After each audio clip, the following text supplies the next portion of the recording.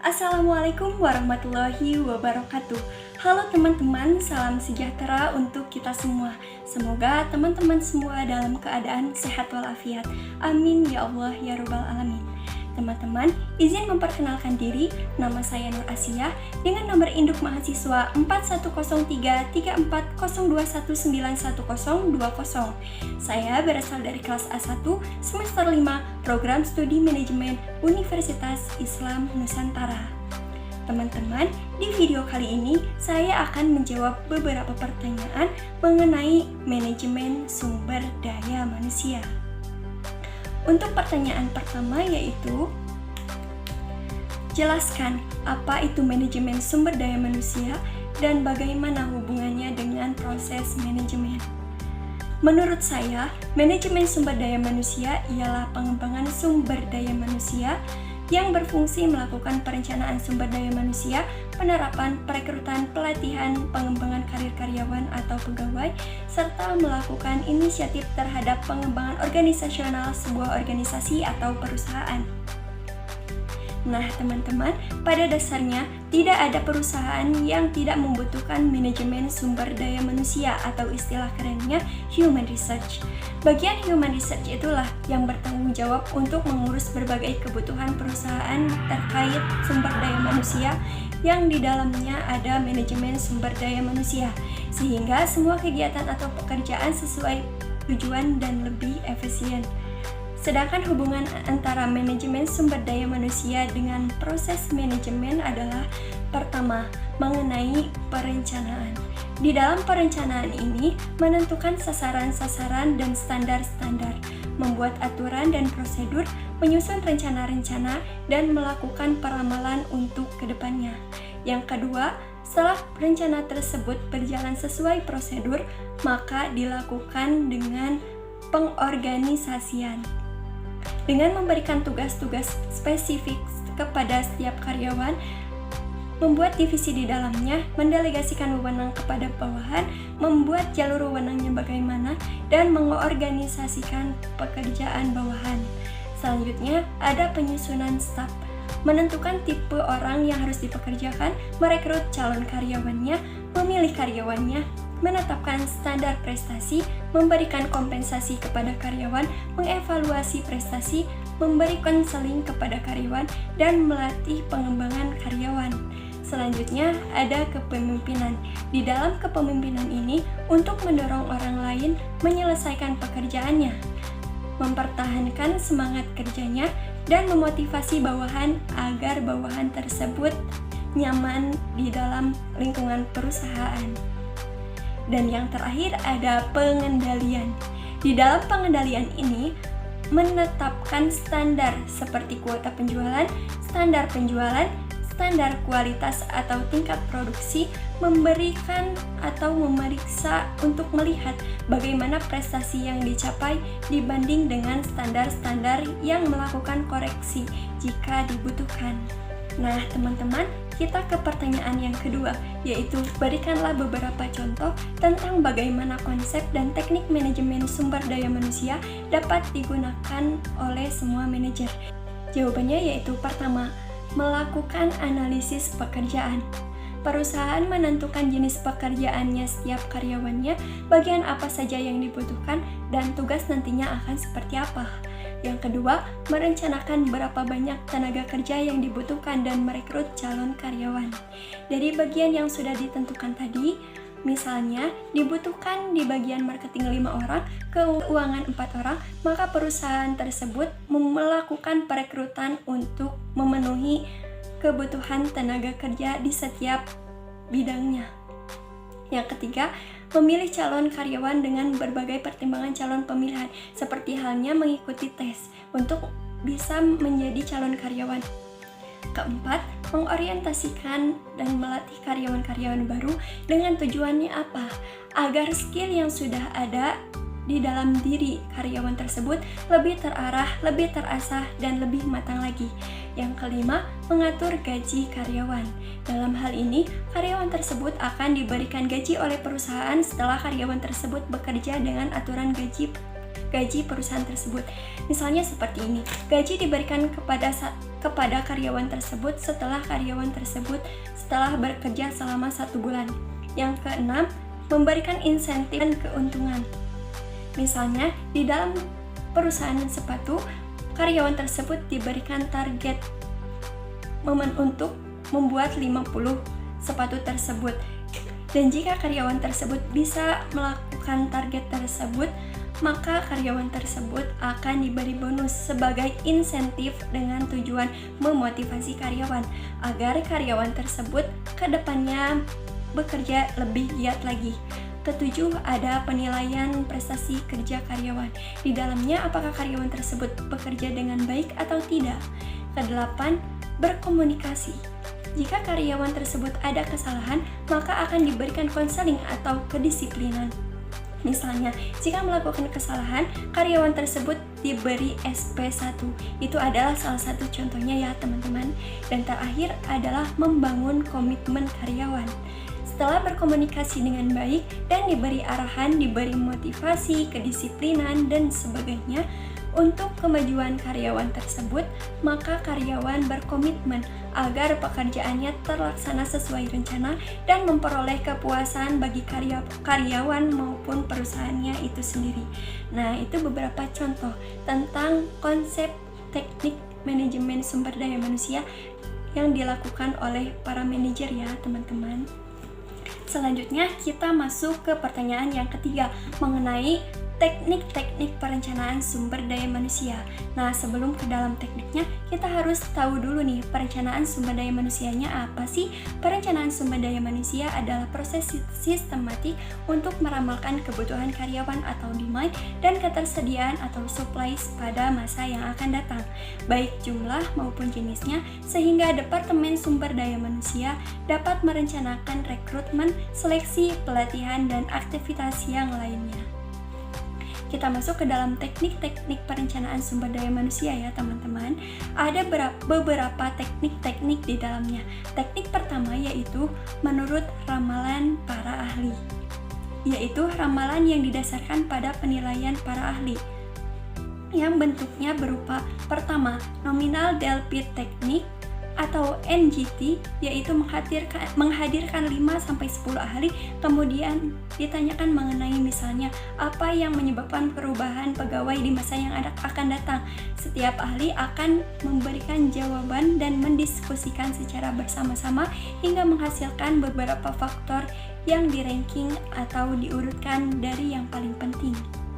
Selanjutnya ada Delphi teknik, yaitu suatu cara atau metode untuk mengorganisasikan ide di antara para pakar dalam rangka memperbaiki kondisi institusi pada masa yang akan datang. Selanjutnya ada perkiraan manajer, yaitu kebutuhan sumber daya manusia diperkirakan manajer puncak kemudian diberikan kepada manajer di bawahnya untuk ditanggapi atau sebaliknya. Teknik yang kedua yaitu analisis kecenderungan atau trend analisis.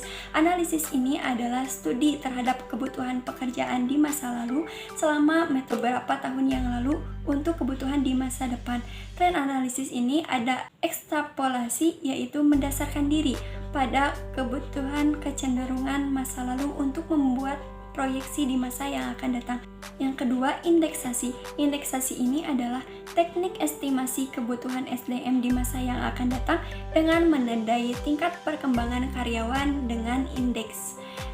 Teknik yang ketiga ada budget and planning analysis, adalah jumlah budget yang telah disetujui yang di dalamnya berisi jumlah kebutuhan di setiap departemen di dalam sebuah perusahaan.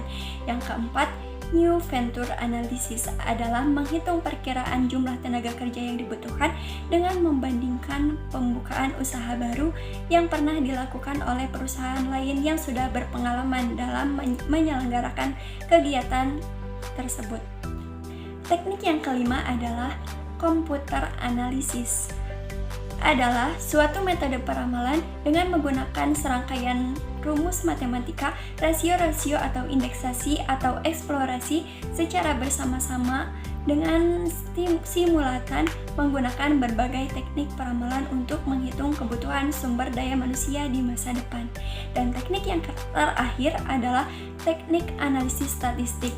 Adalah metode analisis dengan memperhitungkan perubahan yang mungkin terjadi sebagai penyebab bergesernya kebutuhan akan pakan sumber daya manusia.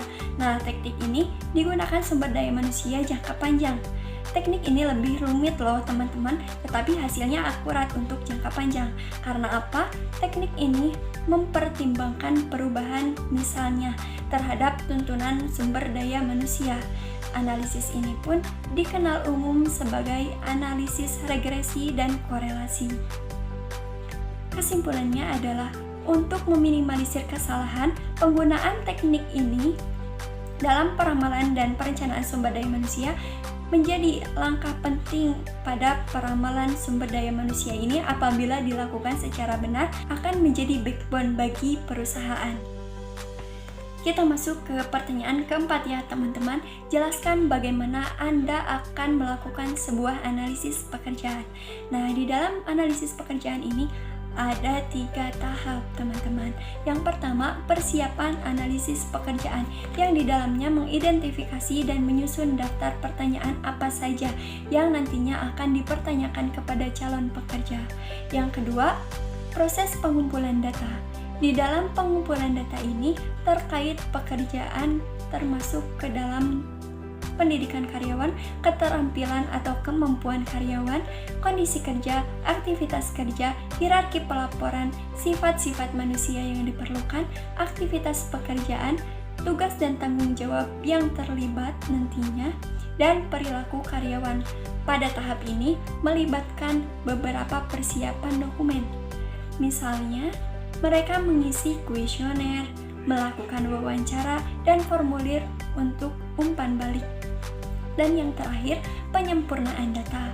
Dalam penyempurnaan data ini, dokumen-dokumen atau data yang di atas, mereka memilih, menyaring, dan mereview informasi data yang sudah dikumpulkan dan nantinya untuk difikskan dalam analisis pekerjaan tersebut. Kita masuk ke pertanyaan kelima. Apakah menurut Anda semua perusahaan benar-benar dapat berhasil tanpa deskripsi pekerjaan yang terperinci? Berikan alasannya jika iya atau tidak. Menurut saya jawabannya adalah tidak. Mengapa? Karena jika setiap karyawan tidak diberi deskripsi pekerjaan yang detail, misalnya seperti ini. Dia bekerja di bagian apa, tugasnya seperti apa, dan sebagainya, maka akan terjadi kebingungan dalam pekerjaannya. Sedangkan apabila ada deskripsi pekerjaan yang detail dan jelas, maka karyawan tersebut dalam pekerjaannya akan lebih teratur dan pengelola tanggung jawabnya pun akan terarah sehingga perusahaan tersebut akan berhasil mempekerjakan karyawannya.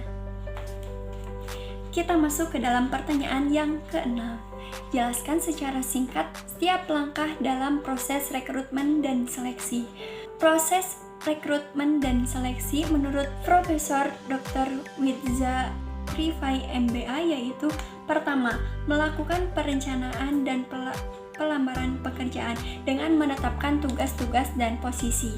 Misalnya, merencanakan bagian apa saja sih yang diperlukan dan nantinya akan diisi oleh calon-calon karyawan tersebut.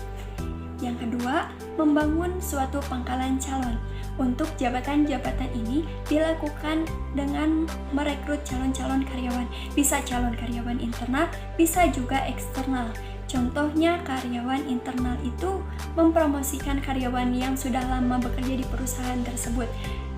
Dan calon karyawan eksternal yaitu mencari calon karyawan di luar perusahaan tersebut. Proses yang ketiga yaitu meminta karyawan untuk mengisi formulir lamaran dan barangkali nantinya akan dilakukan wawancara penyaringan pertama. Proses keempat yaitu memanfaatkan berbagai teknik seleksi seperti contohnya tes, penyelidikan latar belakang, pengujian fisik untuk mengidentifikasi calon yang bersemangat untuk mengisi jabatan. Proses yang kelima yaitu mengirimkan kepada penyelia yang bertanggung jawab untuk jabatan itu satu atau lebih calon yang bersemangat. Yang keenam yaitu meminta pada calon untuk mengikuti satu atau lebih wawancara seleksi dengan penyelia dan pihak relevan lain. Dan proses yang terakhir yaitu keputusan penerimaan. Dalam keputusan penerimaan ini, setelah karyawan tersebut melakukan berbagai tes atau wawancara, apakah karyawan tersebut lolos dan akan diterima menjadi karyawan tersebut atau tidak. Pertanyaan ketujuh yaitu, untuk jenis pekerjaan apakah menurut Anda wawancara tidak terstruktur menjadi bentuk yang tepat? Jelaskan alasannya. Menurut saya, wawancara tidak terstruktur bisa dipakai atau diaplikasikan di dalam proses wawancara jenis pekerjaan apapun. Tetapi, bentuk yang tepat bagi pengaplikasian wawancara tidak terstruktur ini adalah di dalam pekerjaan non-formal. Misalnya, wawancara kepada penjaga toko kue, karena wawancara tidak terstruktur ini tidak ada pedoman atau salahnya, tidak memiliki arah pembicaraan dengan jelas dan biasanya dilakukan oleh pewawancara yang berpengalaman. Contohnya, pewawancara menanyakan kehidupan pribadinya terlebih dahulu. Misalnya ada pertanyaan seperti ini. Misal, di mana kamu tahu ada lowongan pekerjaan di sini? Dan narasumber pun menjawab, ini dari teman saya. Pewawancara menanyakan kembali kepada narasumber, siapa nama temanmu? Dan narasumber pun menjawab nama temannya. Dan dari sanalah timbul pertanyaan-pertanyaan yang tidak terpikirkan oleh pelamar. Maka dari itu, jenis wawancara tidak terstruktur ini lebih baik dan bentuk pengaplikasian yang tepat di dalam pekerjaan jenis non-formal. Ini adalah pertanyaan terakhir atau pertanyaan ke-8. Pertanyaannya adalah, jelaskan mengapa penetapan kebijakan kompensasi harus sejalan dengan strategi bisnis perusahaan. Kompensasi harus sejalan dengan strategi bisnis perusahaan dengan tujuan agar perusahaan tersebut tujuannya bisa tercapai. Jika tidak, maka tujuan perusahaan tidak dapat tercapai sebagaimana mestinya. Sebagai contoh nyata, dealer mobil, maka kepada bagian marketing kompensasi yang dibagikan berdasarkan hasil penjualan yang mereka capai, karena orientasi mereka adalah profit. Jika karyawan tersebut diberikan kompensasi secara merata, maka penjualan pasti tidak akan maksimal. Nah, itu adalah alasannya mengapa kompensasi harus berjalan sejalan dengan strategi bisnis perusahaan. Teman-teman, itu adalah 8 pertanyaan mengenai sumber daya manusia. Terima kasih untuk perhatiannya. Semoga teman-teman bisa mengambil manfaat dari video yang saya berikan. Akhir kata, saya ucapkan wassalamualaikum warahmatullahi wabarakatuh.